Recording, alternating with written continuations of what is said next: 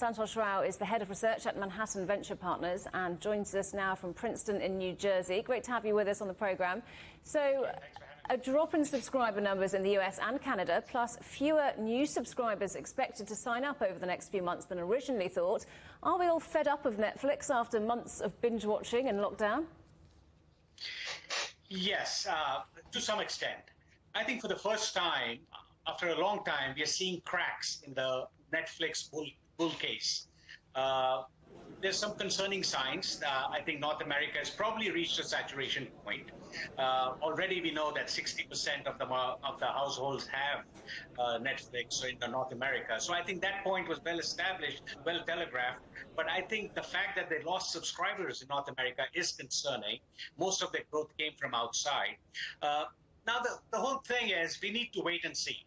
Was it a pull forward that we saw in the last few quarters that will come back later on? The comparisons get better later on. We'll have to wait and see. But at this point, their core business is getting crowded. There's tremendous competition. So they have to produce more content, original content, and keep people in there. And gaming may or may not do it, but they definitely have a challenge on their hand.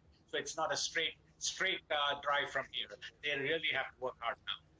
And globally, its audience share has dropped below 50% for the first time. So how important are new markets for Netflix? Very important. As I said, 70% of the new net ads came from the APAC region, Asia Pacific region, and that's where the growth is. They need to, we have to realize Netflix is still the anchor service in most of the households worldwide. They have 200 million subscribers worldwide, which is the largest. The closest is Disney, which is about 100 million. So they have a lead on the others. But I think just the lead is not going to do it anymore. They'll have to engage people more, engage the users more. So they have to produce new content. If not, they're going to lose it. The users have tremendous choice right now. And like you said, Apple, Disney, so many coming on board. So I think Netflix has its work cut out. They really have to produce more and produce good content to hold on to their people and add more people. And there's this new venture, of course, into games. What's the thinking behind that? Do you think it's a wise move? Well, it is. They need to diversify. Right now, it's a one-trick pony, essentially, so to speak. It's all the video streaming. I think they need to add, and that's another way of doing it. The gaming is the fastest-growing business, fastest-growing vertical, the mobile gaming, but it's very competitive there.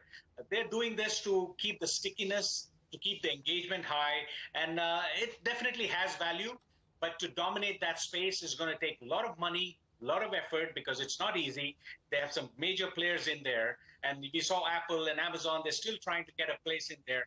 So it is going to be competitive, but they needed to do that. They need to diversify from their core business and keep their ecosystem well engaged. Enough products to keep their people engaged. And you talked about the value of content. We've seen Netflix's rivals buying content providers to expand their offering. Do you think we'll see Netflix follow suit? Yeah, I think what you'll see is them doing very partnership deals. They signed up a content deal with Sony Pictures, then they also had signed up a deal with Steven Spielberg. So I think you're going to see a lot of partnerships. I don't see them buying. They might have some tuck-in acquisitions here and there, but I don't see them buying. Netflix's core strength has been original programming. I think they will continue to invest in there and come out with new content. But I don't see them buying new platforms, new services as such, like the big ones, like the Disney merger that we saw recently. But they're out there. Whatever they do, content is the king. Content is king, like they always say. And this time more so, because they just can't rely on a big user base. They need to keep them engaged.